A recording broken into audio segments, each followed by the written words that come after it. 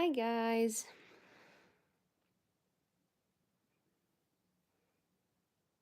No one. Interesting.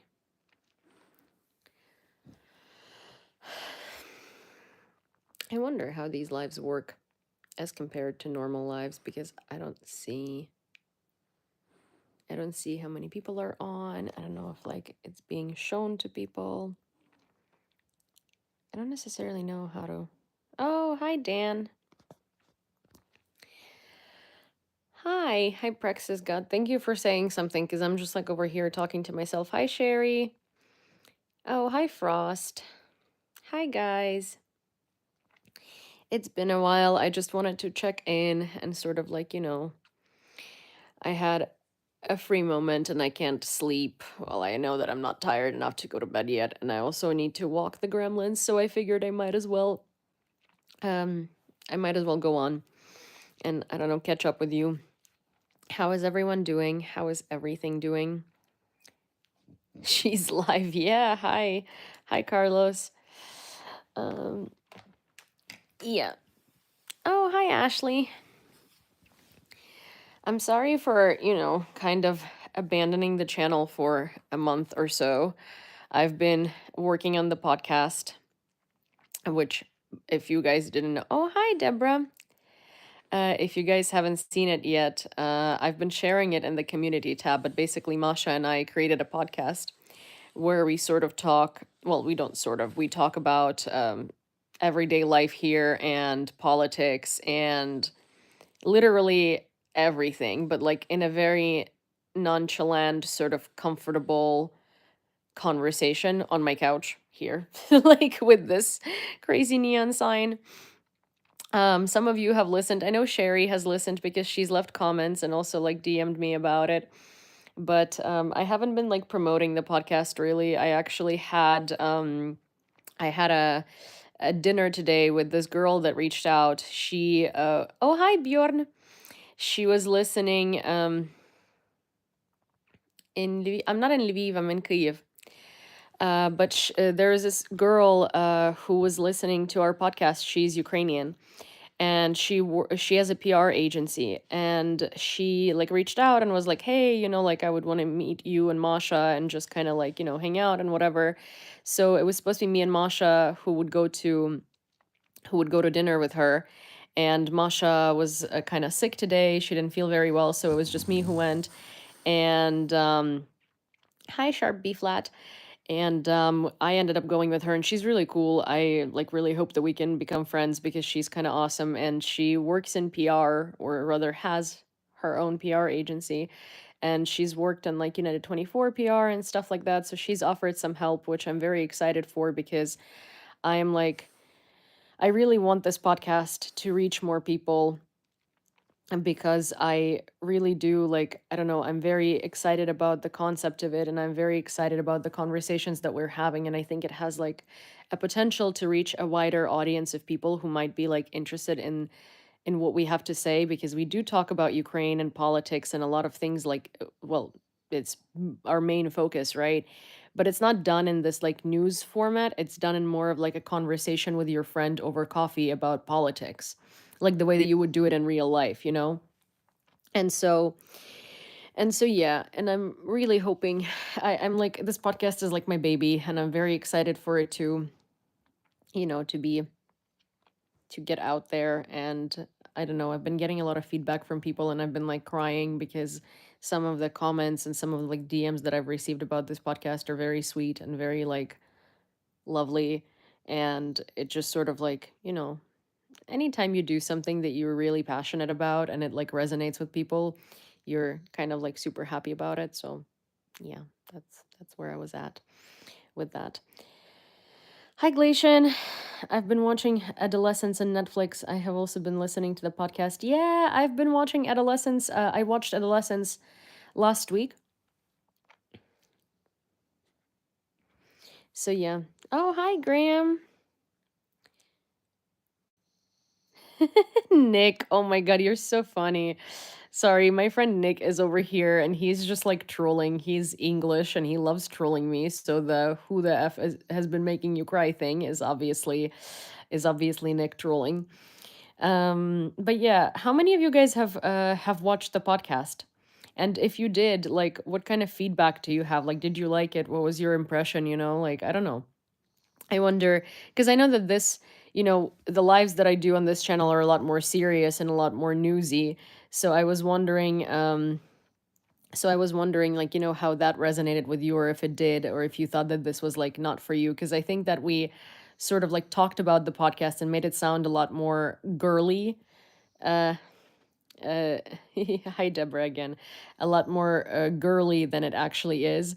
It's funny because like originally we were hoping to like mostly resonate with women, I suppose, but then we realized that that's not what the podcast is, and a lot of like men and people in general who have been watching it have been like, I don't know, giving us like really good feedback. Hi Rebecca's. Oh, Graham, you've watched it. Oh, that's good. That's so nice to hear. Um the last one made you cry. Aw. Hi Julian. Aw. Wait, am I missing something? Hey, kid. Yeah. Also, Graham, I'm so sorry to hear that you're having health issues. You're not missing me, really, though, because I have been sort of, like, off. I haven't done anything on this account for like a month because I've been focusing on the podcast, and of course in my like job, because I can't just not do that. So it's been a lot, and it's been really busy here, but like in a good way. With the podcast, I guess what we're realizing with Masha is like we're pretty decent at social media, but we are horrible at marketing and like promotion. So we have been trying to mobilize all of our efforts into like spreading the word about the podcast, and we are like, wow, we don't know how to do that. This is awful. So kind of like I've been chatting to ChatGPT a lot. Well, not ChatGPT actually, Claude Sonnet, because I don't want ChatGPT because, I don't know, like I don't know.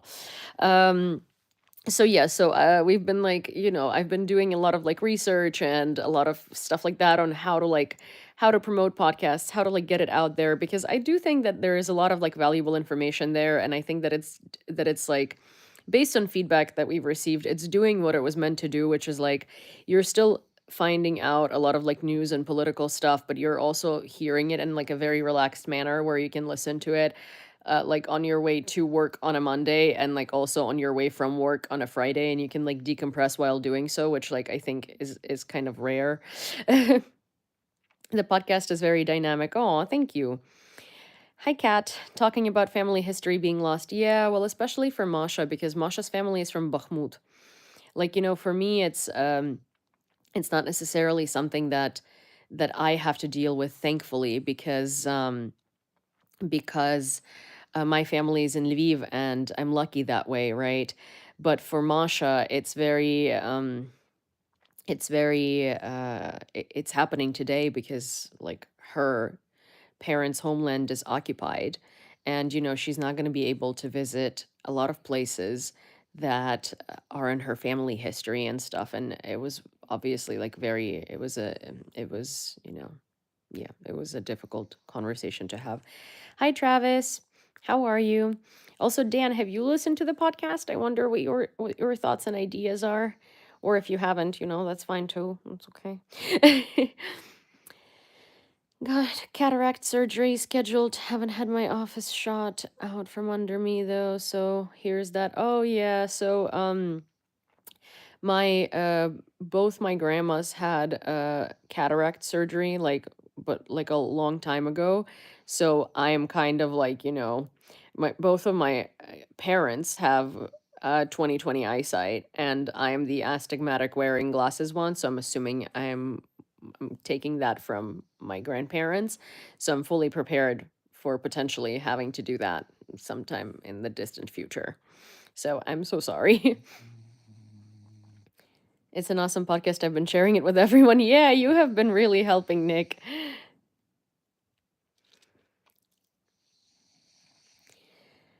My dad swears he can see. We're like, nope. Yeah. Oh, no, no worries. No sorries, no sorries or sorries needed. I was just curious. I'm very curious whether, like, I guess, like, I'm curious um, whether you guys like listened to it and it resonated with you or it was like interesting to you because I know that like it's a different way of conveying information that I normally do. So I was just like, it was a thing. Rick shared it on his on his community tab and it was like such an awe moment for me. I was so grateful. It was also like funny because I talked to him about the podcast and then he watched it and he also gave me some really good feedback and I was just like, oh, you know, very sweet because it's like I've been putting so much like love and effort into oh sorry into this podcast that it's kind of like, it's nice when it resonates with people. But generally, like life has been a roller coaster. I At work, I feel like oh, thank you, Graham. I At work I kind of feel like, I've been sort of like stuck in a groundhog day because I think the past 6 episodes have been about peace talks, and they're all like awful, obviously. And then every day I wake up and I look at the news from the United States, I'm just like, I, I like, I don't even know what to say. Um, the peace talk stuff is like driving me crazy because I think the US realized that they're not going to be able to force Ukraine's hand into surrender. Um, and they also realize that Russia is not going to compromise one bit. So they're just sort of, I don't think at this point they care for making a peace deal. I think at this point they care for like putting out a ridiculous minerals deal in front of Ukraine that Ukraine is not going to sign because this last iteration it was like asinine, and saying that like, yeah, see, we tried, they don't want peace, and then like basically cutting ties with Ukraine justifying um justifying their like new relationship with Russia by that, because it does seem like the world is kind of turning away from the US, and understandably. um so uh, like sorry, ADHD. I'm sure you've missed this where I just like glitch half a sentence and forget what I was talking about. But yeah, I think that like everyone is turning away from the US, understandably, because no one wants a trade partner like that, especially after they've put out that like demand for France to the companies in France that are contracted by the US government. They basically are forcing those companies to go back on their DEI policies, and like they have to certify that they're not going to be like doing diversity and inclusion in order for them to be contracted by the American government, which is wild. So yeah, no one wants to do business with the US, and like obviously they would love to do business with Russia. So I think what they're doing with this freaking minerals deal is they're trying to like put it out there so Ukraine can refuse to sign it, so they can say like, "Oh, we tried. Well, F Ukraine." And then just relax the sanctions on Russia and start working with Russia and justify it by that. And so yeah, I mean, this kind of like info space has been, and I know like obviously it's such a cliche to say like, wow, this has been wild. It's like I wake up every day and I watch the news and I want to cry or die or like whatever, but it genuinely feels like it. Like I want to scream every time I see a new headline out of the US. Like there was this thing the other day that I saw where Trump said that that there are goodies in stock for women too, and basically said that he wants to be known as the president who fertilized women in America or something. And I was like, what in the absolute goddamn, I'm sorry, what? You know? It's just like it's not even a what in the Handmaid's Tale. It's like what in the what in the absolute like dystopian wild, just I'm sorry. Like I legitimately I didn't know what to say. I had nothing to say. Also, thank you so much, Dan, for gifting 10 memberships to, 10 lucky random people. And also, thank you for always supporting the channel. It's very, very sweet of you, and I really, really appreciate it. But remaining hopeful we can fight back. Feels like we might have to fight America too. Yeah, well, um, there have been like a lot of, I don't know, there's like a lot. He thinks he's funny. Like I don't know what he thinks. I think he just doesn't care at this point. I think he's lost the plot quite literally. I mean, he's lost the plot a while ago, but like at this point I think he's like actually lost the plot uh re- repeatedly, for like the thousandth time.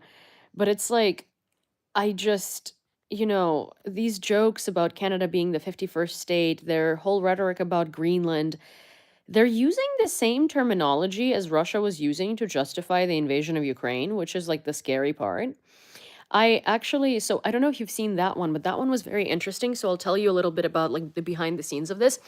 So on the Gaze, GAZE, like right, my job, I did an interview with a former Ukrainian intelligence officer from the SBU about like I don't know current events and stuff. And so we have been talking about these peace deals and about all of this for like on repeat for for I think I want to say like over a month now, because that's what like my producers always want to talk about and stuff. And so they invited this former intelligence officer who was in the Ukrainian intelligence for 11 years, like pretty high level in the Ukrainian intelligence. And now he's retired from the intelligence, but he's still like kind of like adjacent to the field. He's very interesting.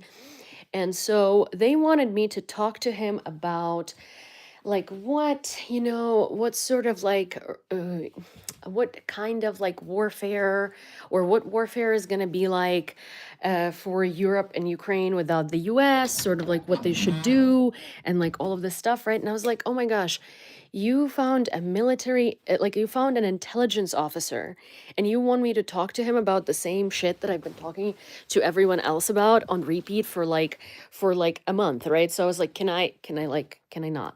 Like, can I talk to him about what I want to talk to him about? And they were like, sure, which he was so down with. So we ended up talking about intelligence and like the intelligence scandals with like Pete Hegseth and all of this stuff, right? And I like asked him his personal opinions and like everything that's been going on in the US, and like the Manchurian candidate theory and all of this stuff, and kind of like the US ties to Russia. And so interestingly, like he agrees with me, right? Like he does not think that that that like Trump and his admin are Russian assets per se. Like what we both kind of came to a conclusion as is that they're very useful idiots, but in a way in which Russia like couldn't believe their luck. Because if you look at like Orban, if you look at Yanukovych, if you look at all of these people that Russia has like previously installed in other countries, right? They don't necessarily have their own agency in a way. Like Yanukovych didn't have his own agency. He just like wanted to be a proxy like puppet president and have this like status of like, oh, I'm the president, and sort of like be paid by Russia, right? For the services that he was providing them. And that was kind of his like shtick. Trump has his own agency, and Trump also is like in charge of like it's not comparable to putting a proxy president in Ukraine, right? Because it's a country that has an effect on the rest of the Western world and kind of holds it in a chokehold, right? And there is a lot more at stake. And Trump has his own agency in a way where like he wants like power, he wants to be known as this like king, right? He has these like sort of ambitions, and he obviously thinks of himself as like not dependent on Putin, while Yanukovych fully understood that he was just like a puppet, right? Trump doesn't understand that. He thinks that he's like, he's this like separate entity that has power and respect and all this stuff. So I think that when Russia originally was like approaching the US and helping Trump win, they were worried that this was going to backfire, because obviously this dude is the first person they've had to like work on who has their own agency, whether it's stupid agency or not stupid agency, like they have it, right?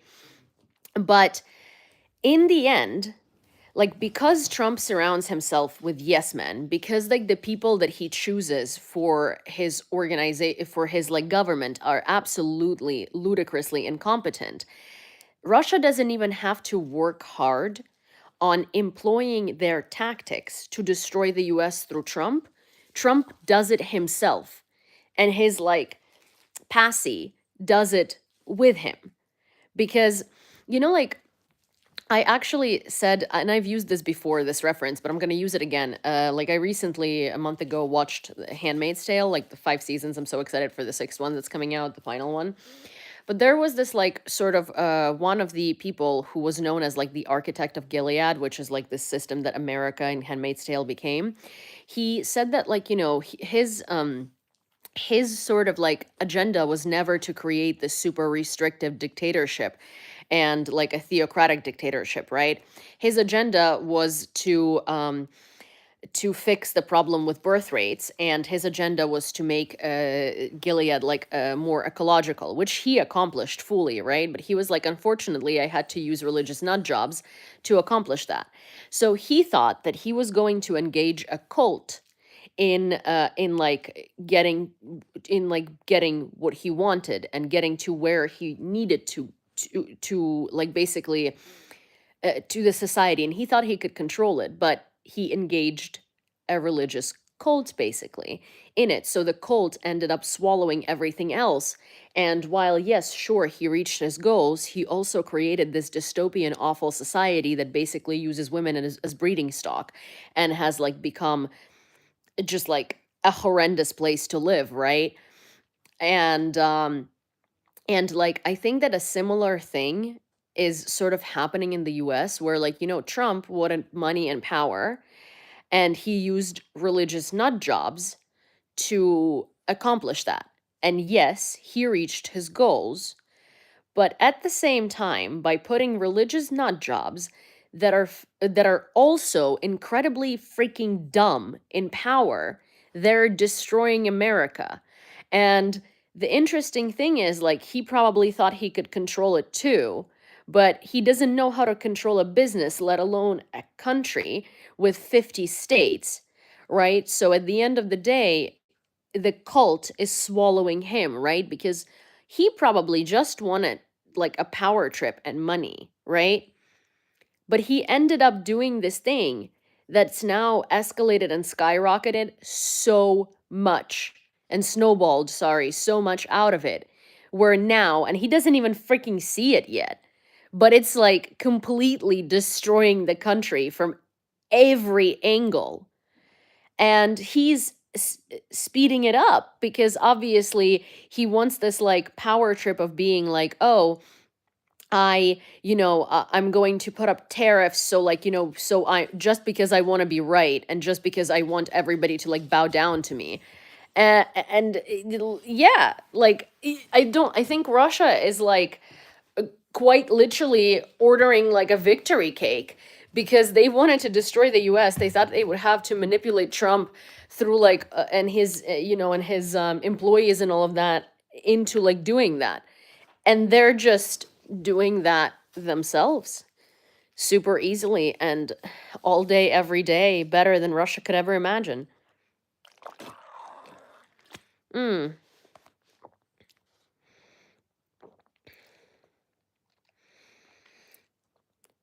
Oh, hi James. But yeah, so I don't necessarily think he's paid by Russia. I think he's like Russia gives him the like the power trip and the ego boost that he wanted, as in like, because he obviously respects Putin, right? And he like thinks that this like, big league player respects him and looks at him and looks at him like as an equal. And I think that's enough for him to be a complete like Russian bootlicker.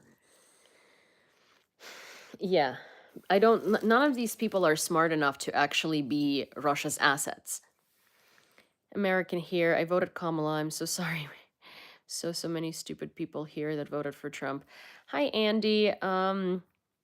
Well, I mean, I've lived in America for 14 years and I feel for you and I feel the same way.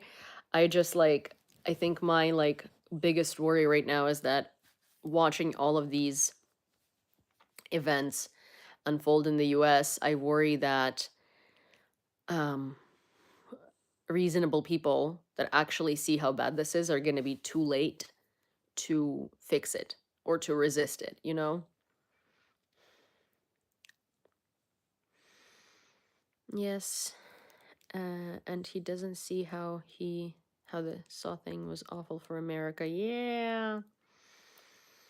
If you're talking about Trump, you're not talking about real things in life and solutions that take power away from the rich. What? I'm confused.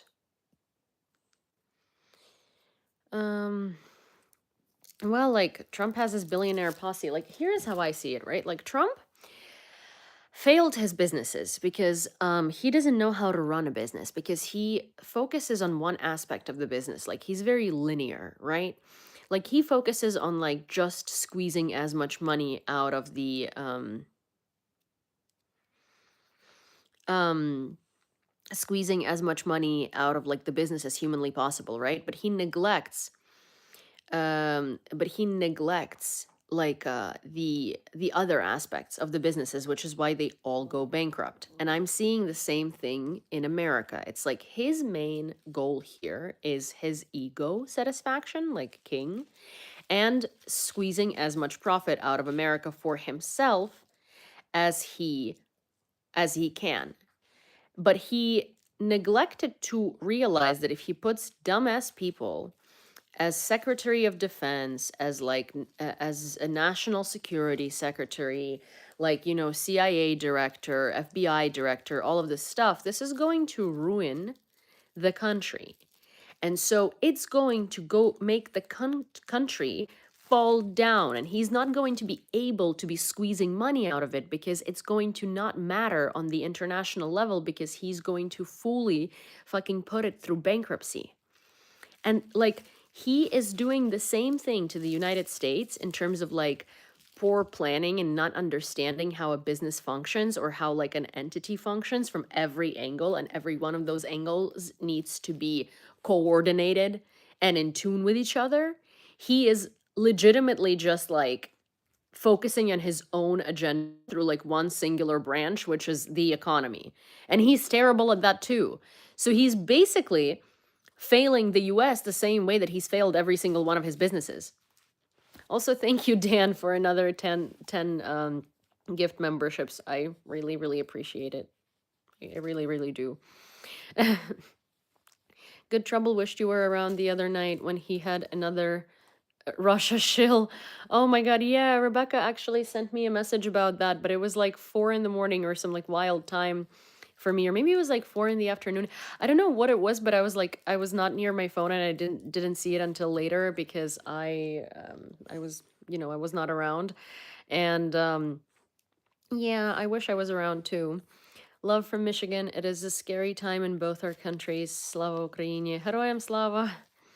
Trump went bankrupt 6 or 7 times. This included 2 casinos. Yeah, exactly. And the Trump ice skating rink and all of that. So it's just like, it's just every single business that he's owned. Trump University, Trump casinos, Trump towers, because they were made out of like garbage materials and they were luxury towers that just were awful. Trump, what is it? Like Trump hotels, also Trump freaking, yeah, ice rink, like all of that went bankrupt. Aw, thank you, Walter. Thank you. I really appreciate the super chat, I think. Or super. I don't know, is it just a super? But yeah, so it's like, it's so many people go in good trouble and say they didn't vote for Trump, but also not Harris because of trans people. It's sickening. Oh my God. Yeah, I don't like all the people that didn't vote for Harris because of like some imaginary freaking self-righteousness issues that they've nitpicked. I'm like, you are insane because you effect like not voting for Harris in this cycle was effectively giving your vote to Trump because if she doesn't win, then he does. And so all the people that didn't vote for her effectively are equally as guilty as like Trump supporters. Because, well, I'm glad that you had enough like moral compass to not vote for Kamala because of like whatever issues it is that you like that you've decided to, use as a reason. But now we are here. And it's obviously a million times worse than what it would have been with Kamala, right? So it's like, what do you mean? You used your like faulty moral compass and reasoning to not vote for her to like, so things wouldn't be bad for like, I don't know, Palestine and other things. And now they're literally worse than you could have ever imagined. I don't know. I just like sometimes people's justification of like their actions is like so stupid and makes such little sense. And when people were telling me this when the election was happening, right? Or like I was seeing a lot of people not voting for Kamala because of Palestine or because of I don't know, other issues in general. I was just like, people, but do you not understand how like maybe you don't like her stance on something, right? But this is gonna be tenfold worse. What do you mean? Just to stick it to her, you're gonna turn this country into a dictatorship? Like, I remember I posted a video on TikTok the day that Trump got elected, that we knew like the results, right? And I was like, I don't think you all understand fully what you have just done. Like, welcome to Russia 2.0. Like, you just voted to put yourself in a terrible dictatorship.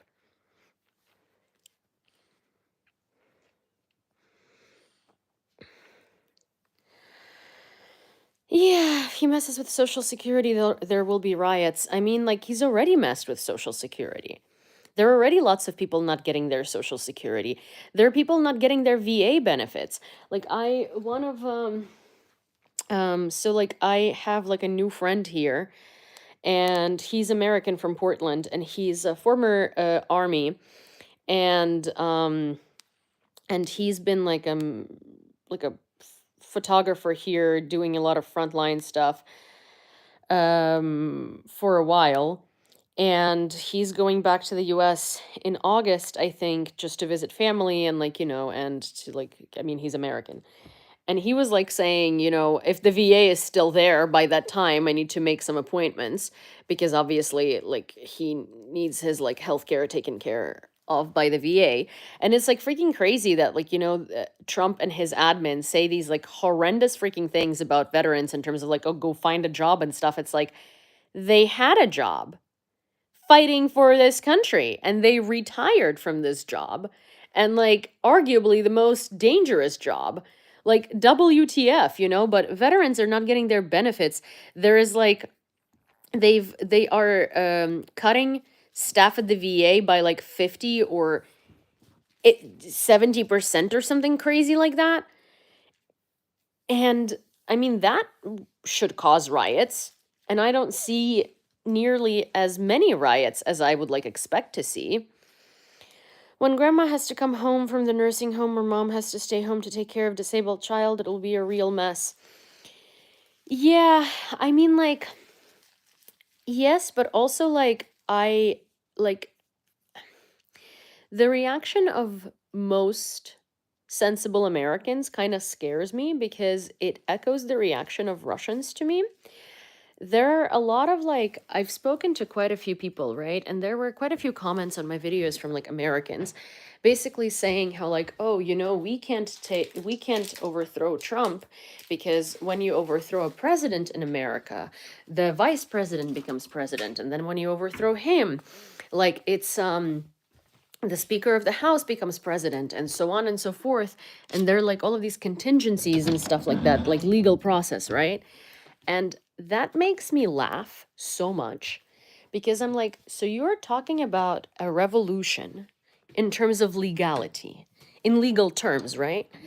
Because let me tell you this, like in Ukraine, there is also legal process under which if you overthrow under which if a president can no longer perform his or her duties, it's like it's literally the Speaker of the House, of the Parliament, who becomes president next, right? Who takes on his role. But if you like come to the White House with pitchforks, you are not overthrowing the president.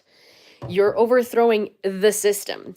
Like every democratic country has a contingency for like the president no longer being in power, right? So like, yes, sure, there are contingencies for when like the president died or something happened, when like someone else takes their post.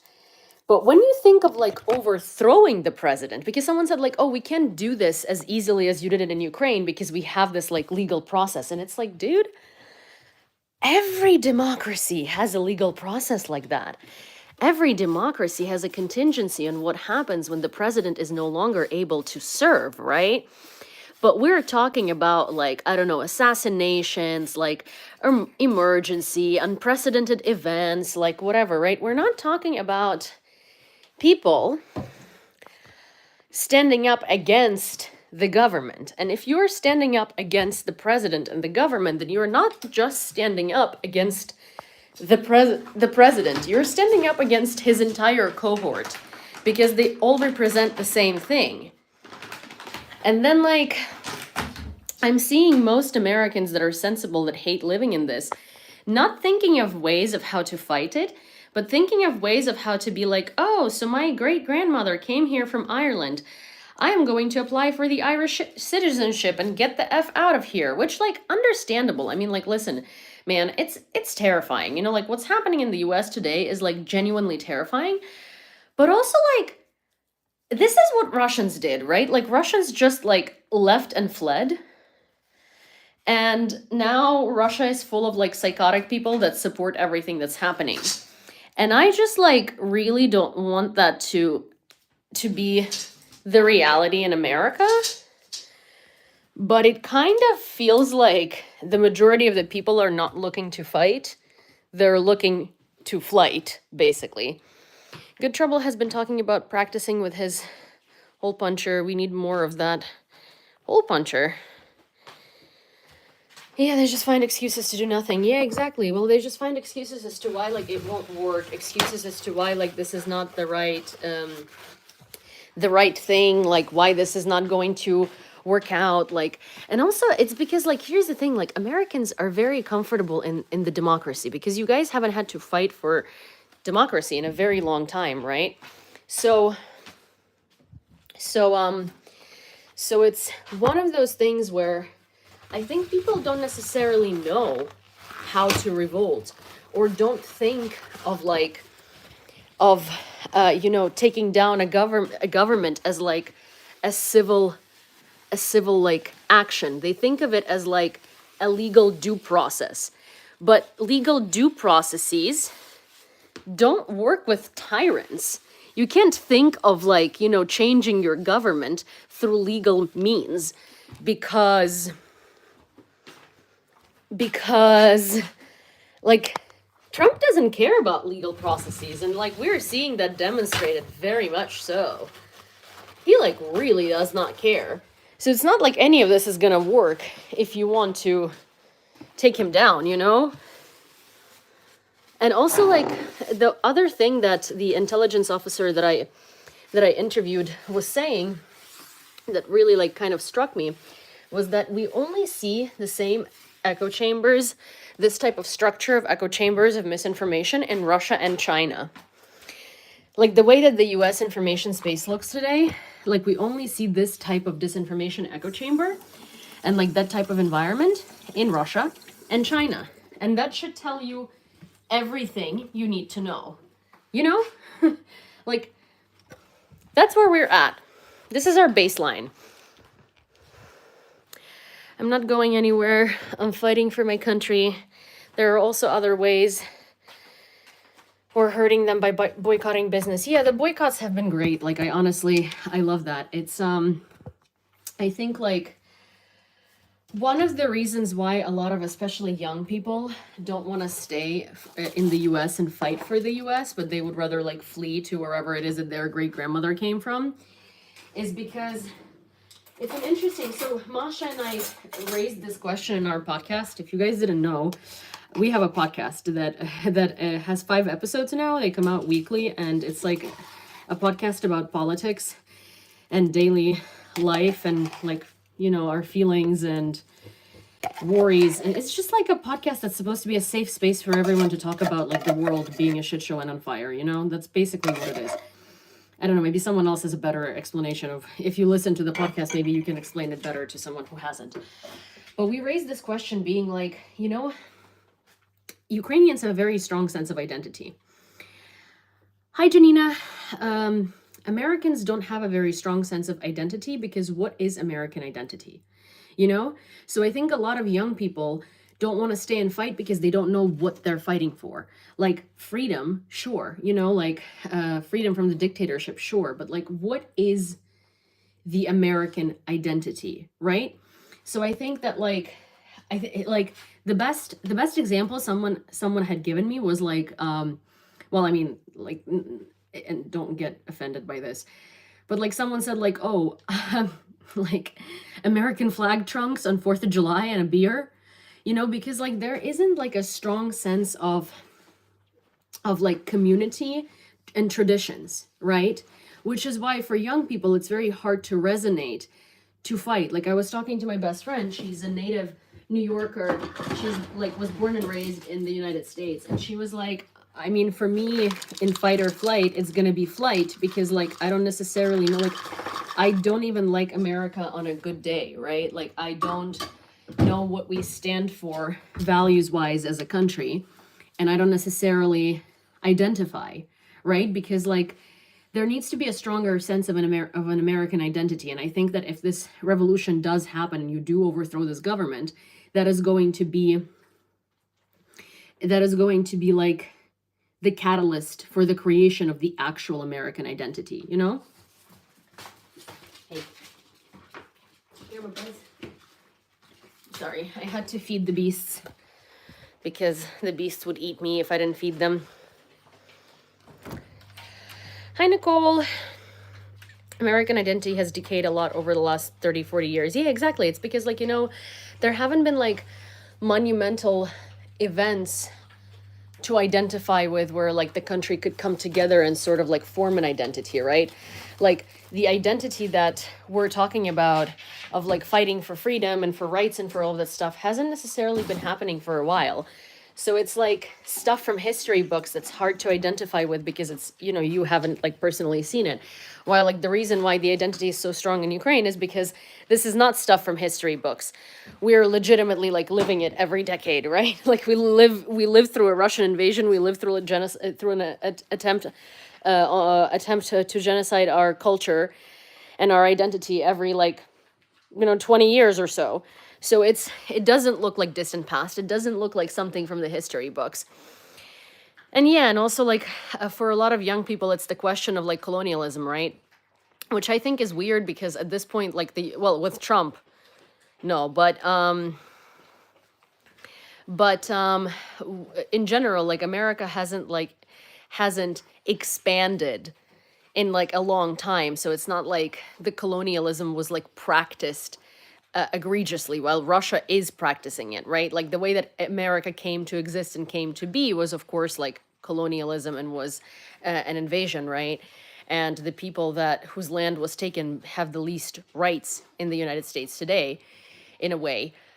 So like there is a question of that, of course, but at the same time, like that's why well, not at the same time, and that's why like a lot of young people, progressive young people, like don't necessarily identify with the United States, is because of that. But like you have the power to change that, right? Like Americans, well, in a normal environment, Americans have the power to change that, and Americans have the power to stand up for like Native Americans, and Americans have the power to stand up for like values and stuff. So there is that. But you know, you can craft a new America that young people can identify with, and you can craft a new like reality where it is actually the beacon of democracy, not just a beacon of democracy on paper or in memories. Um, it's nice to see an upswell of Ukrainian flags and symbols around me. Oh, that's very nice. You have summertime right now? Yeah, we just switched yesterday, which was like such a disappointment because it turned from 3 a.m. to 4 a.m. real quick. What it means to be American, the Republicans aren't and never will be. What it means to be American is a cultural mashup of all nations.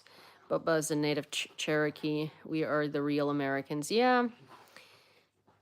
Being of Cheyenne lineage, I understand that. Yeah, exactly. It's kind of like, it's like, and also hi Archer.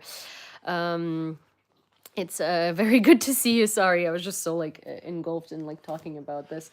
But yeah, it's I think the new United States should be representative of the values that it represents on paper, right? And like it's all in your hands. It's just that like more people need to want to do something about it. And like decisive action, people, and I've said this when Russians were saying like, oh, we can't do anything, right? Is like, yes, you can. You just have to be willing to get hurt because you don't overthrow a tyrant in a peaceful way. That's about it. Oh, hi, Hugh. From Ontario Oblast. Yeah, hi, good to see you. Sorry, let me check. So I am going to talk about this briefly again, but have you guys, so now that there are many, many more of you, have you guys watched mine and Masha's podcast or listened to it on Spotify or Apple Music? It's like a podcast that basically we talk about politics and we talk about world events and our stressors and the things that we're worried about, but like in a way where like we're hoping is relatable and can like provide you like a cozy de-stressing atmosphere. It's on my couch here, so we wanted it to be like structured as like a conversation. We wanted it to be structured so that you could feel like a part of a conversation about politics with your friend over coffee, not like, a stressful like ball of events and stuff. So I was wondering if you guys have watched the podcast, and if you did, like, what did you think of it? And if it resonates with you? Does it have RSS? I don't have Spotify or Apple Music. It's on YouTube, Mashbook. And it's on YouTube, YouTube Music too. So it's right here. You can watch it or you can listen to it because it's there is an audio, like an audio video version. So I made a playlist that's literally a podcast on YouTube, and I also did like it as videos. I don't know how to explain it. I don't know if it makes sense. I can see if it has an RSS. So it's if you go into my community tab, like where you post posts, I repost every episode on this account on the community tab. I actually should probably Maeve. Please don't. Okay, you know that Cinny is a dragon when you try to lick her bowl. I know that it's unfair because she licks your bowl after you're done eating, but I really, really do not recommend licking hers. Because yes, she's an unfair, selfish little thing, but at the end of the day, you both have finished your meal and it's not like there is anything left. And it's just like, why go through that trouble? Like you take toys out of her mouth and you also like push her off of me, and she lets you do that, but with food, she's a bit touchy like that. Sorry. But yeah, there is it's on Spotify, it's on Apple Music, and it's on and it's on YouTube as well, and it's Unmasking Pod, and you can find it in my community tab really easily. And I don't know, I'm very proud of this podcast. I really hope that it resonates with a lot of people. We have been getting a lot of really good feedback. Frankie, hi Yulia, my president and Elon Musk are about to take my Social Security disability. I'm going to write a letter to President Zelensky and ask him to adopt me so I can come to fight and defend Ukraine. Well, I mean, you don't need to ask him to adopt you. I think we're like, Ukraine is trying to change its Ukraine is trying to change its like citizenship application process, because so I didn't know this, But getting a Ukrainian citizenship is harder than getting an American citizenship, which is mind-blowing. Like it's harder than getting a German citizenship. Um, I never covered anything so consequential when I was working in journalism. Yeah, this is quite like the time we live in. Hello from Kharkiv. Hi. Let me see. I enjoy how there are different topics as well. Oh, yeah. Thank you, Brandy. I have an app that pulls in podcasts via RSS, and that's the way I listen to things the quickest. Well, so I can, Mashbook, I think like I can, to young war reporters, which is pretty much what you are. Oh, thank you. So, sorry. ADHD as per usual. But Mashbook, I think, oh, you do have RSS. Yeah? Okay, good. How does it work? How do I direct people to find the RSS? Sorry, I just don't know, how that works. We have a website from the podcast that's on like our distribution platform, and I think that has the RSS feed, but I legitimately I don't know how that works. And I don't know how that works. Well, I just searched for unmasking in my app and it came right up. Oh, that's awesome. Okay, that's cool. Oh, that's really cool. Yeah, so if you have an app that pulls RSS feed for podcasts for you, like Mashbook does, then you can look for Unmasking Pod, and and it's gonna come up there. Very consequential times. Like we're living on a brink of history, and it's like such a funny thing, like pompous funny thing to say, but like we are. This is what these times are. Like we're living through major historical events, same way as people were living through World War II or World War I, right? Like this is crazy times. And this is just like the change of the world order. And I know that people also keep using this phrase so irresponsibly that it's like kind of become a soundbite. But I mean it like wholeheartedly. We are living through the change of the world order. And it's wild. Oh. Wait, let me see something. I'm just...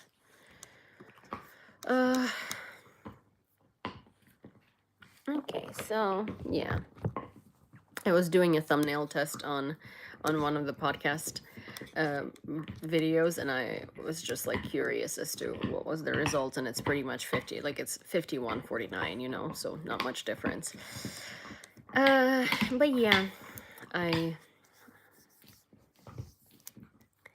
remember when Radio Free America / Europe was a huge deal. Some people cried when they tried to defund it. Well, I mean, they did defund it, right? And it's like awful because it is a very great source of information worldwide, and they were helping to put information out there in countries that are run by a dictatorship, where these countries like can't put out like reasonable information out there because they don't have like non-government sponsored sort of like news sites, and or countries that are struggling to have independent media. So defunding USAID and Radio Free Europe and like Radio Liberty and like whatnot and Voice of America is like a really fucked up thing.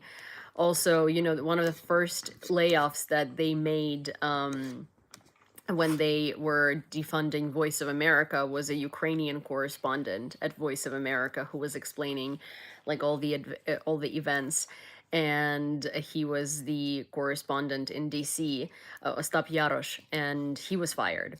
And one of the things that he said originally is that he had an anti-Trump position, and he was fired like immediately. And then he like deleted that tweet, and it's like nowhere to be found, because I think that obviously there is like consequences to saying that. So yeah, that was fun.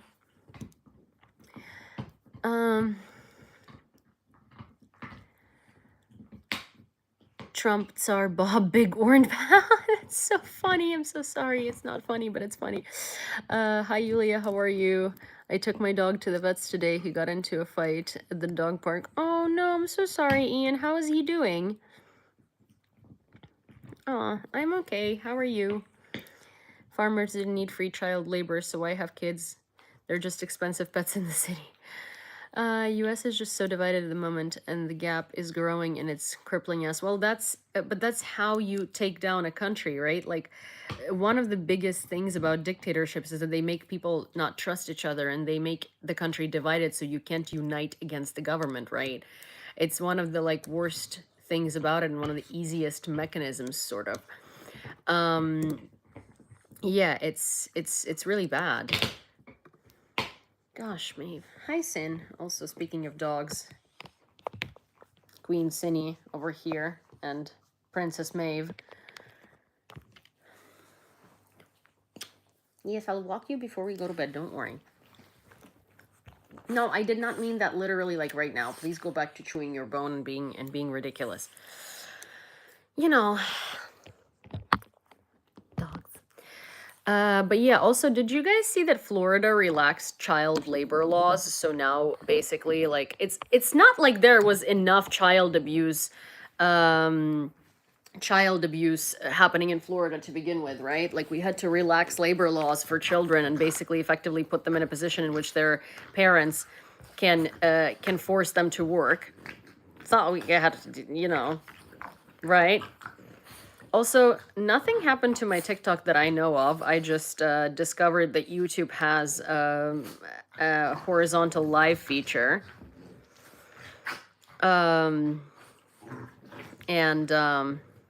Yeah. Yeah. So that's kind of why I'm here. The problem isn't that the US is being divided.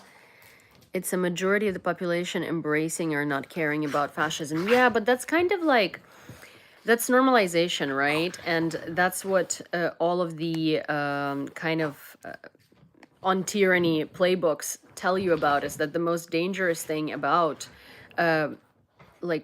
about dictatorships is that a lot of people normalize them and get used to them. Hi, Golby. Yeah, it's because I barely ever go live right now. I'm sorry. But yeah, it's the normalization, right? And it's the fact that people just start perceiving it as the new normal. It's the same way as, like, you know, we in Ukraine are so used to we in Ukraine are so used to like missiles and air raids and all of this stuff that, like, we don't even flinch. Like, it's not, I don't perceive it as danger anymore. I perceive it as like, oh, well, crap. Like, there goes my evening, you know? But that's not normal. Like, this should not be a reaction to an air raid. Like, I should be, you know, scared and panicking and running to a shelter. But I'm so used to it at this point that, like, my reaction really is like, crap, well, that's gonna ruin my evening. Like, I don't know, if I walk my dog, it's gonna be like annoying because now I have to go inside and I wanted to like walk them for longer, right? So it's the same as happening in the US. It's like the Trump's like psychoticism got so normalized, which is why he's like pushing out so many crazy executive orders, which is why they're lying so much, is so that you get used to it, you know, and you normalize it. And also, Golby and everybody that hasn't heard about it yet, like, if you haven't been catching me live often, or you want to like see, I don't know. So me and Masha from Kyiv Independent, we started a podcast. Actually, you know what? I'm gonna show it to you. It's on YouTube. And I'm very, very, very proud of it. I'm so sorry for, like, you know, I'm a little, I'm emotional about it.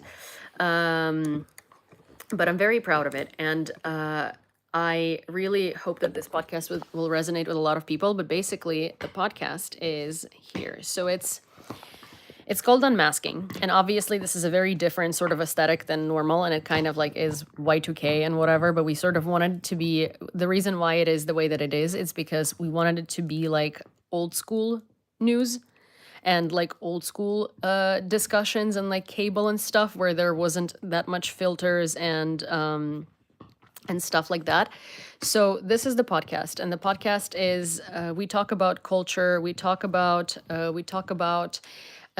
politics, we talk about everyday stuff, we talk about just like everything. I mean, I can give you a bit of a, it's meant to like sort of give you a perspective on, the world being on fire, but from a place where it's not overwhelming news in your face, but from a place where like where you can like relate to it. And we talk about obviously the war and our experiences in war, but we like realize that, these like sensational events, and by sensational I mean like, blowing up of maternity wards, people, uh, like civilian buildings being like targeted by ballistic missiles. Like, you can sympathize with it, but you don't but a lot of people can't necessarily empathize with it because it's not relatable, because it's not something you've ever experienced, right? So we want to show daily life here from like a perspective through which like an average American or Canadian or English person or an Australian or like a French person can relate to, because we want to show that our life is just like yours, but on top of that, we also have war. And we want to talk about politics and all of these things like in a conversation that kind of like, that kind of is not like news dropped at you, but like as if you were having coffee with a friend and discussing what's happening, So that's kind of like our lore. I thought the three-letter agencies would have taken action by now in the US, or the Miltech comps. They would lose loads of money with canceled orders. Yeah, like, I don't know what they're doing. Oh, thank you, Brandy. The first time I saw the orange felon on TV in the 80s, I recoiled in disgust, though I didn't know why at the time. I do now and have always been disgusted by him. Yeah, I agree with you. Like, when I saw him in Home Alone, I was just like, yeah, I don't know. He has that like aura. Um, did you hear what happened in Louisiana last night, Yulia? No, I didn't. What happened in Louisiana? Let me actually look it up. I'm gonna ask, you know what? I have an AI assistant, and I'm going to ask him.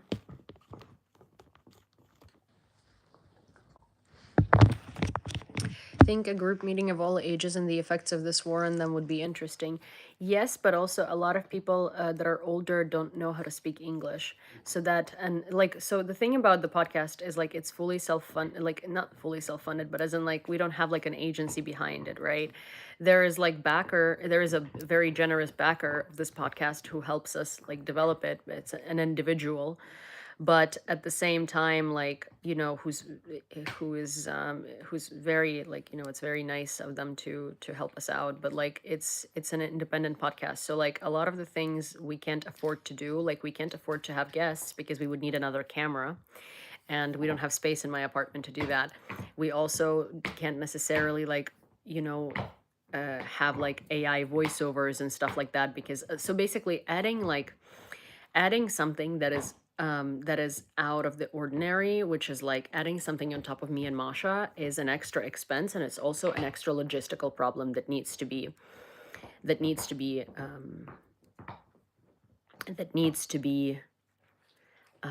solved.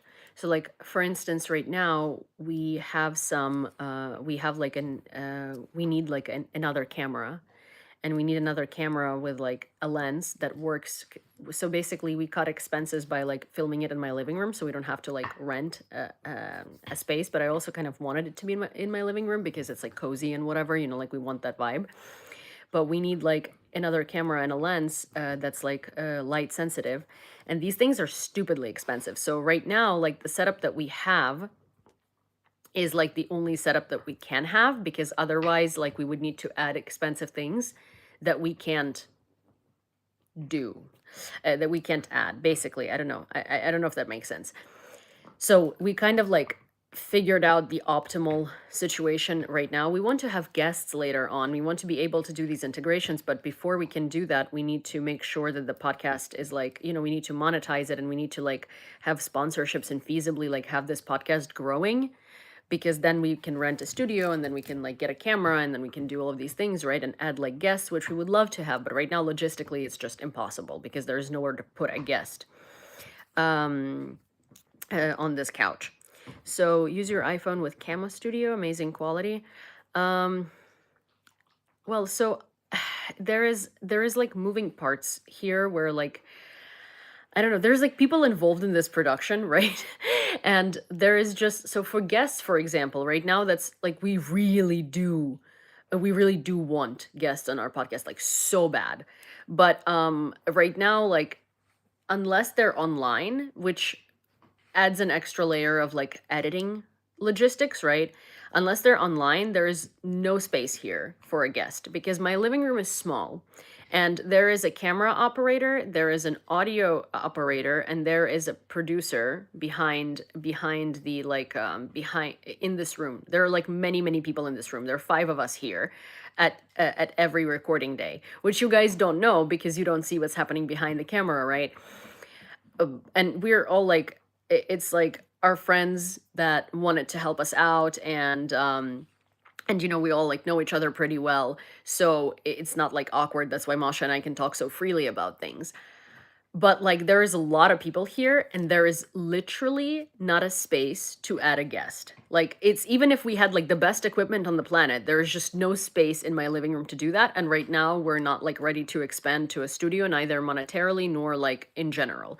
So it's like, you know, it's one of those things where we want to do season 1 the way that it is, and then for season 2 we will see what we can expand on feasibly based on like what our you know what our budget is and like what how the podcast is doing and what we're doing. So like kind of you know there's just like um we're starting small, we're starting steady, we're starting you know we're starting so we were trying to just like you know we're just trying to roll with the punches, and we were trying to make it as best as we can with what we have, and we're just trying to like you know develop it and sort of like evolve it and yeah, I mean there is that.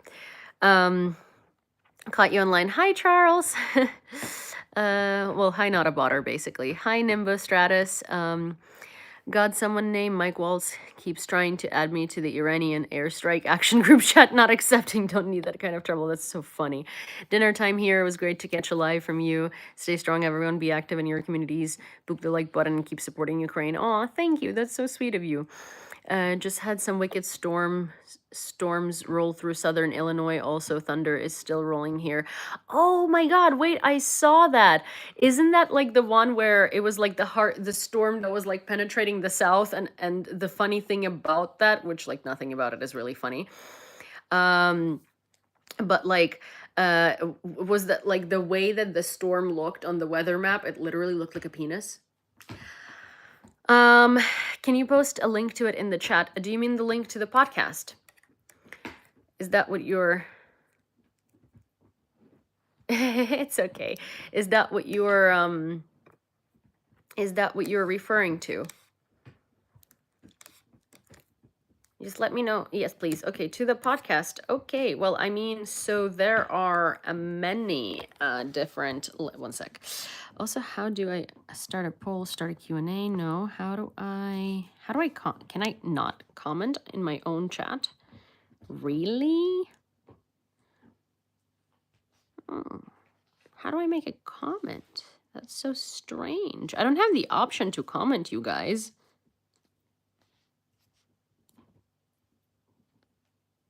I can't post a link in the chat, but Carlos, can you post the link to the podcast beacons in the chat, please?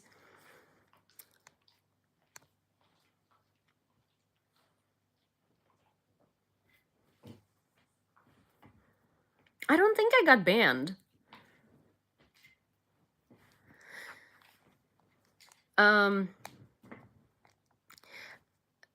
It looks like we got hosed. Yeah.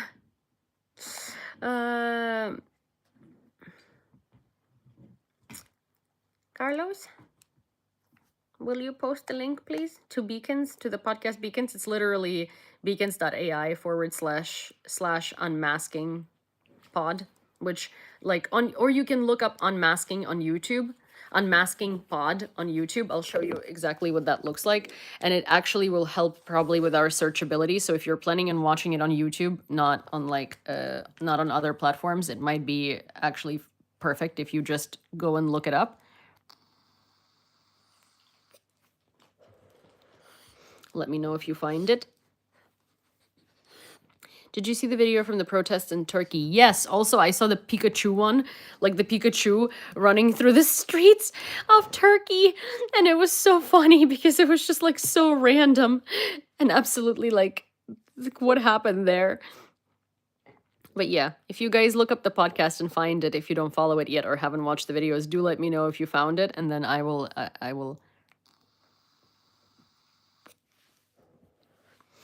yeah. It's a pretty good podcast. Like if you haven't seen, I don't know, if you, oh my gosh, if you haven't seen any like snippets of it yet, I will show you an example. This is something that Masha and I like. Wars were told through male gaze because women were not given a voice. Yeah. Like nobody asked women about their experience because it was either too emotional or just deemed not important. Yeah. So it like those accounts were not as, bright and loud. So we all know stats and numbers and how, the battlefield looked like the different wars, but we don't know, what did mothers cook when there were no food? Yeah. What did they, like, how did they heat their house when they had nothing and they had to figure out their life because there were, like, no men in their city and the city was under occupation? Because in reality, both me and Masha are dealing with the same problems in dating. We're dealing with the same problems in money making and at work. We're dealing with the same frustrations with our parents. Being a woman. And being a woman, we have all the same issues that you do, but on top of all of that, you just get an existential threat of being hunted down by Russians. And also, and I want to know about my tradition, and I want to do all these things, and to learn more, and find pictures of my relatives. I can't. All of that is destroyed. I don't know if I'll ever have a chance to go to their graves, and I'm so sad for so many reasons, down to the fact that I'll never see that house that I'm getting very emotional. I haven't thought about it in a while, if I'm being honest. Yeah. I don't think there's the house, where my grandma lived, and my grandma passed last year.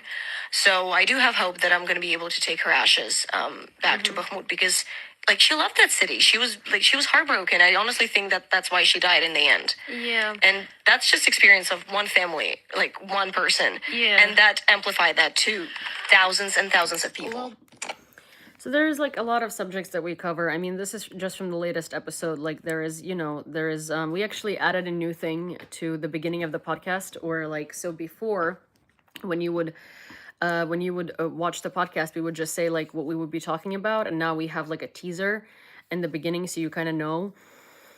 Yulia, what happens to people who flee Russian occupied territories? It depends where they go. If they're successfully flee and they come to Ukraine, then of course, Ukraine accepts them, and there is a lot of work being done with them, as in psychologically and reintegration and stuff like that. But then if they flee to other European countries and they just get asylum, or other countries in general, there is there is quite different scenarios, but the people that are pro-Ukrainian in the occupied territories, I don't, there is a lot of terrible stuff that happens to them. Actually, so there was a comment on the podcast, on mine and Masha's podcast on Unmasking the other day, that really I didn't know what to do with, genuinely, and it kind of put me in a stupor for a while, because we basically asked people to describe what their not normal looks like, because we were talking about how desensitized we are to air raids and stuff like that, and I got this comment. And this comment is, my new normal is lowering the volume whenever I'm listening to something in Ukrainian and switching the language on my phone and laptop to Russian when it breaks, before giving it to the tech people. And I said, why do you have to do that? And this person responded saying, I live under Russian occupation and I'm scared someone might hear or see anything Ukrainian on my devices because it's not safe. The podcast is on YouTube. So it took me a good 10 hours to actually know what to say back. So I just responded and said, I'm really sorry to hear that. Please stay safe. Might be wise to delete this last comment just in case. If you need a friend or someone to talk to, please reach out to me or Masha on Instagram. And I like left our handles, right? Because I was like, and this person wasn't responding for like 12 hours. And I was refreshing my feed for like every hour. Because I just wanted to know that they like got the message and they're okay. And this, like, you know, these types of comments and this kind of like feedback and this kind of conversation is like, gives me enough reason to do this podcast and to want to continue doing this podcast, because someone in the occupied territory is listening to it and it gives them comfort, you know, or someone abroad is listening to it and it gives them their understanding. Frankie, that's not a gunshot. That's my dog dropping her bone on the floor. But I today realized how desensitized I am to loud noises, because there were some idiot kids who were like, not throwing fireworks, but oh my gosh, what are these like things called? They make like a really loud bangy noise, and they're not necessarily fireworks, but they're like, kids very often do this as like a disruption thing on the streets. So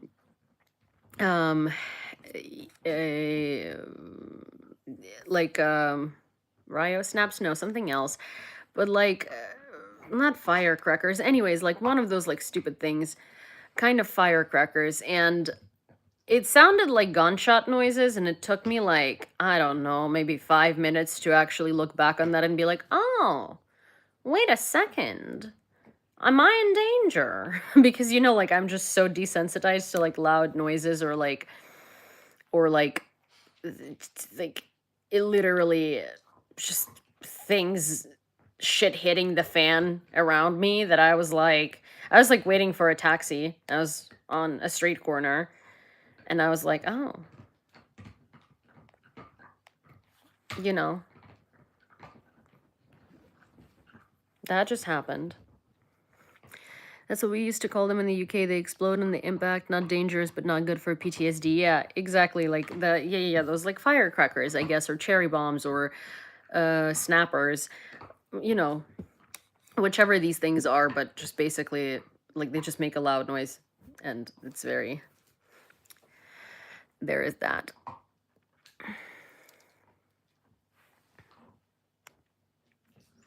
Also, how can I pin Carlos's comment with the podcast link? I hope so. Carlos, can you pin your pin message? There we go. Cool. Yeah, so this is the pinned message is the link to the podcast on all platforms, whether it be, you know, whether it be Apple Pods, YouTube, or Spotify. Also, you guys, if you listen, are there any of you here that listen to this podcast, to our podcast on Apple Podcasts? Because here's the funniest freaking thing, and like I think it's so fascinating. So we have less listeners on Spotify than we have on Apple Podcasts. It's not by much, but it's like basically I think 56% of our listeners, like between Spotify and Apple, 56% use Apple and 44 use Spotify, right? And you guys, we have 35 reviews on Spotify, and it was 3 on Apple until I asked people on Instagram to leave reviews, and now it's 8. But that's such a huge difference, especially since, like, you know, we have more listeners on Apple than we do on Spotify, but we have like a ton more reviews on Spotify than we do on Apple. And what I appreciate about Apple is that you can write reviews, not just like leave stars, you know, like a star count. So if you do listen on Apple Podcasts, can you please write us a review or leave us a review in a form of like stars, you know? It's nearly midnight here in the UK, so it must be very late or early there in Kyiv. Love your lives, but get some sleep, girl. Hi, Adrian. It is 2 a.m. and I unfortunately had a nap from 8:30 p.m. to 10:30 p.m. So I'm up. And I'm going to be up for a little bit. Celtic and Turtle Island nations people all understand what it means to live under hostile occupation and having our language and culture outlawed by the occupiers. Yeah, unfortunately, also Irish Yeah, like Irish people, yes, understand quite a bit. I find that there are a lot of Irish people here fighting in Ukraine and also covering the war because it's relatable to them, right? So it's kind of like anyone who's ever experienced imperialism or oppression, I think, like sympathizes with the events here because we're kind of like in a similar boat. There goes her sleeping schedule. Not really. My sleeping schedule has been touch and go, cat. It's been like good on some days and bad on others. But I actually have a pretty decent like the way that I reset my sleep schedule lately is like when I stay at when I stay the night not here, I wake up early because anytime that I don't sleep at home, I wake up early. For some reason, it's always been like that. So even if I go to bed at like 4 or like 3 or something stupid, if I don't stay the night at home, I still wake up at like 8. So then I go to bed earlier. So it's been like a balancing act. But also, like, I'm now starting to feel the effects of my touch and go sleep schedule because it's like my eyes are constantly droopy and like tired and like my eyelids are swollen. So I think, I'm going to try and do better because clearly it's not as easy to function in this environment. When I was a kid, still have all my fingers and toes. That's good, Graham. We hanging all night. No, sorry. I quit leaving comments. I'm tired of others. 2 cents degrading your opinion. It's exhausting. Yeah, I mean, for sure. It's really a double-edged sword. Celtic, when talking about the people, is pronounced Celtic. Oh, with a K sound. Oh, I see. Celtic with an S sound is Celtic for the Boston sports team. Oh, I see. Okay, so Celtic. I'm 52 and haven't had a regular sleeping schedule since high school. You make it work. Yeah, I mean, like, listen, I'm a night owl in general, so my sleep schedule is always like, it's not my natural cycle to go to bed early, like at all. This is just not me. And sometimes I manage to get on a better, sort of like healthier kind of a routine, but it never lasts because it's just not like natural to me, I'm more of a like my brain is more productive in the evening. I'm more productive in the evening. It's never just yeah. I don't know. I hope it makes sense. But it's just not ever going to be like a stable thing for me. Sleep schedule is for other people. Yeah, exactly. ADHD is fun and fan freaking tastic. I like my ADHD. I don't want to change my ADHD. My ADHD is part of me, and I am it and it is me. I don't know why I'm making it so cringe, but it is what it is. I'll call them the Boston Celtics from now on. Sleep schedule is for other people is so funny. Irish, Scottish, Mannish, Welsh, etc. are all Celtic people. The only non-Celtic people in the Celtic Isles are the English. Yeah, the colonizer in this situation. If it makes sense for you, then it's fine. Yeah, but like, we live in a world where like you have to be a morning person with like traditional jobs and stuff. So, Aw, which one of you... Is it one of you who like reposted our podcast on Twitter? Aw. Aw. And said that this podcast is so good and you should listen to it. Because if it was one of you, thank you. I'm surprised at the lack of trolls in YouTube. Yeah, sleep apnea is fun. Everyone should try it. No. I have BP, 3-day mania, insomnia, marathons are frequent. Oh, I see. I'm off to bed. I have a busy day tomorrow. Yeah, good night. I hate mornings. I'm a nocturnal insomniac. Me too. Like, I like... Like, I don't hate mornings. I wish I was a morning person, like, I would love to go walk them at, like, 7 and go get coffee and, have this, like, like put together person lore, but I'm just not it, you know, like we have a walk at 10 unless I have to go to work. We don't get coffee on the walk. They frequently eat at random hours because I forget that it's their time to eat. Like, you know, they eat anywhere between 9 and 12 p.m. At their dinner, because it depends on when I realize that it's way past dinner now. But their meals look better than mine. You know. Are they twins? No. Cinny is 5 years old and Maeve is almost 1. Actually, Maeve was born on April 11th and Cinny was born on April 15th, but just like 4 years apart. Okay, ladies.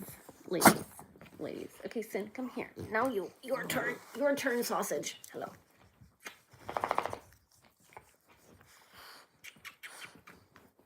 Okay, excuse you. Why do you want, now you want to sit on my lap? Because Cinny is on it. Okay, great. Well, that's sweet. Excuse you. Oh, great. She's gonna groom Cinny. Aww.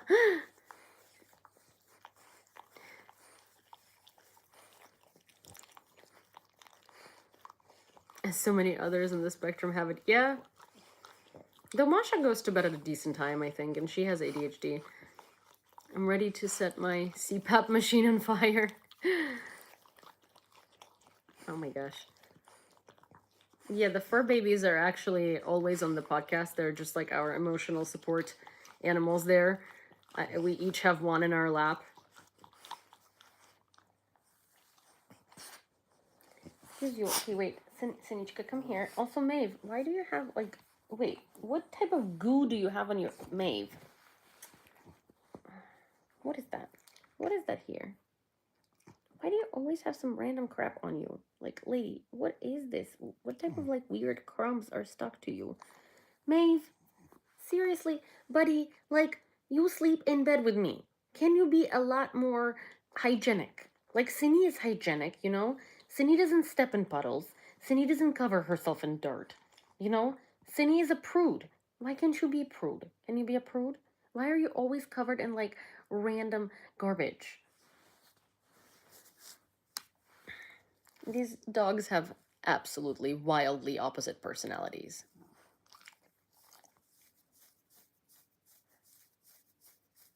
Can I help you, dog?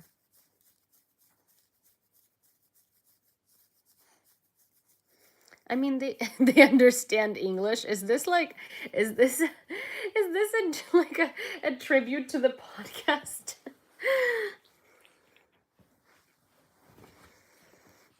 Mm.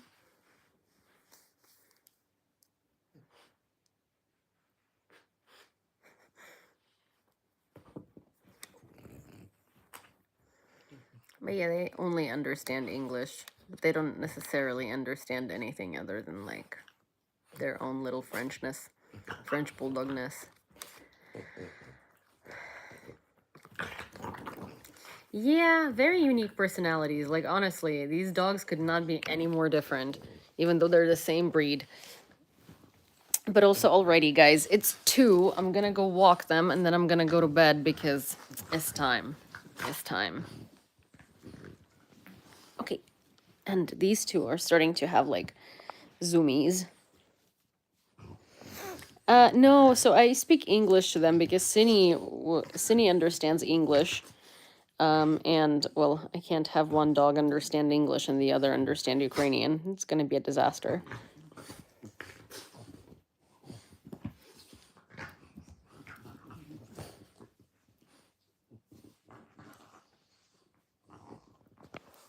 Like, currently.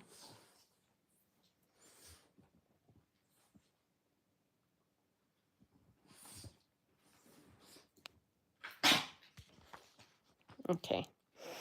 Good night, guys.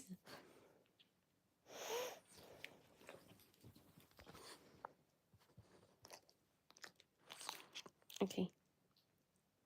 Maeve. Maeve. we're gonna go now. Yeah. Good night, guys. Sorry, I just find it so fun. Like, you should see her face. So demanding. Okay.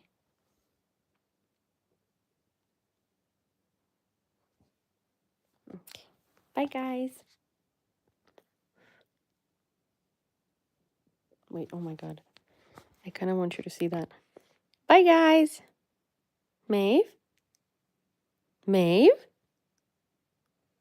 Bubba?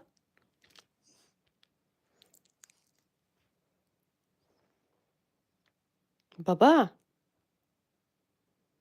Bubs. Why are you staring right at me? What do you want? Okay. God, you're like staring into my soul. Do you blink?